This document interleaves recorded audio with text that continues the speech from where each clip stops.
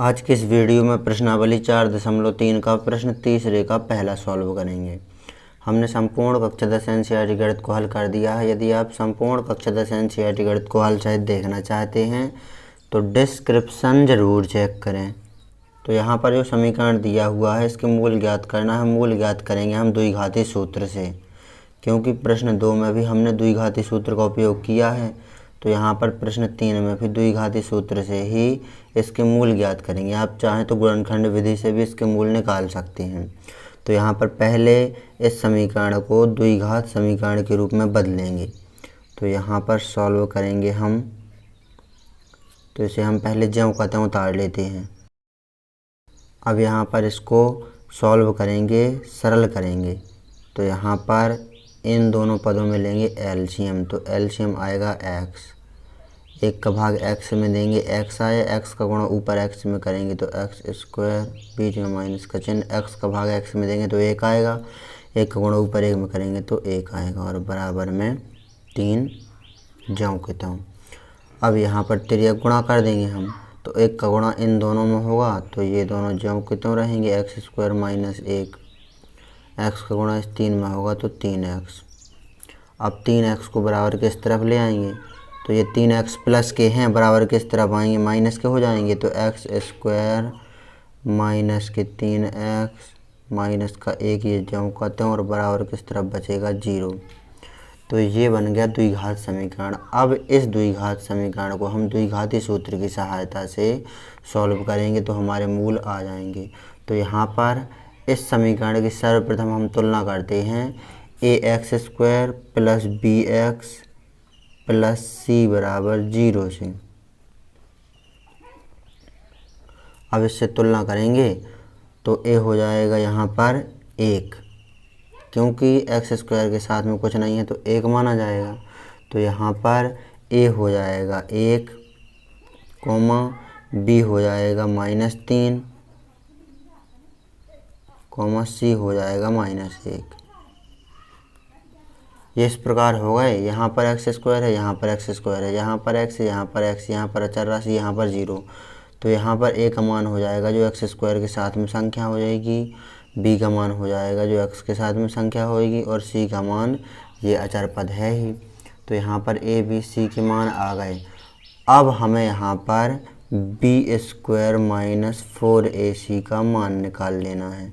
ये मान 0 से बड़ा होना चाहिए या फिर 0 के बराबर होना चाहिए। यहाँ पर लिख देते हैं द्विघाती सूत्र की सहायता से।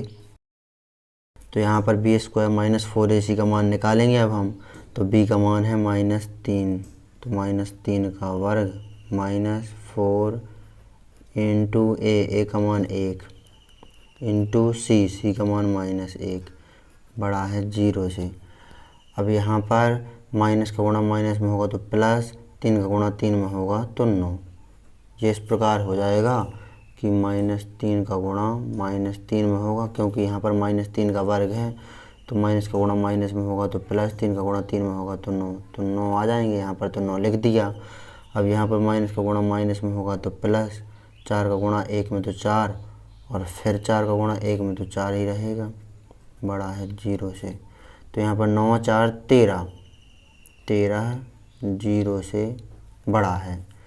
जब b स्क्वायर माइनस 4ac का मान ये 0 से बड़ा हो या 0 के बराबर हो तब होते हैं मूल वास्तविक। अतः मूल वास्तविक हैं। अब मूल वास्तविक हैं तो मूल निकाल लेंगे। यदि वास्तविक नहीं होते यानी 0 से कम होता b स्क्वायर माइनस 4ac का मान, तब मूल वास्तविक नहीं होते तो कहाँ से निकलते मूल, फिर सूत्र लगाने की आवश्यकता ही नहीं थी। तो यहाँ पर अब फॉर्मूला लगाएंगे मूल ज्ञात करने का। तो फॉर्मूला इस प्रकार है x बराबर -b प्लस माइनस रूट अब b स्क्वायर माइनस 4ac बटे 2a। यहाँ पर सभी मान रख देंगे हम। तो यहाँ पर देखेंगे x बराबर माइनस का चिन्ह, b का मान है -3 plus minus root b square minus 4ac b square minus 4ac का मान है 13, तो ये 13 रख दिया बटे 2 इंटू ए का मान है यहाँ पर 1, तो ये 1 रख दिया। अब आगे सॉल्व करते जाएंगे हम। तो यहाँ पर x बराबर माइनस का गुणा माइनस में होगा तो प्लस के 3 प्लस माइनस 13 का वर्गमूल है ही नहीं है, तो यहाँ पर √13 जाऊँगे तो और बटे में 2 का गुणा 1 में करेंगे तो 2। अब यहाँ पर एक बार धनात्मक चिन्ह ले लेंगे और एक बार ऋणात्मक चिन्ह ले लेंगे तो दोनों हमारे मूल आ जाएंगे। अब एक बार यहाँ पर धनात्मक चिन्ह और एक बार ऋणात्मक चिन्ह ले लेंगे तो 3, ये हमने पहली बार में धनात्मक चिन्ह ले लिया, बाकी सब ज्यों का त्यों रखना है, सिर्फ यहाँ पर धनात्मक चिन्ह, तो ये आ गया पहला मूल। अब यहाँ पर बीच में ऋणात्मक चिन्ह ले लेंगे, ये यहाँ पर दूसरा मूल, तो ये दोनों हमारे मूल हैं। इस प्रकार आपको इस प्रश्न को अच्छी तरह से सॉल्व कर लेना है। परीक्षा की दृष्टि से बहुत अधिक महत्वपूर्ण प्रश्न है जी। यदि आप संपूर्ण कक्षा 10 एनसीईआरटी गणित को हल सहित देखना चाहते हैं तो डिस्क्रिप्शन ज़रूर चेक करें। तो नोट कर लीजिए इस प्रश्न को अच्छी तरह से।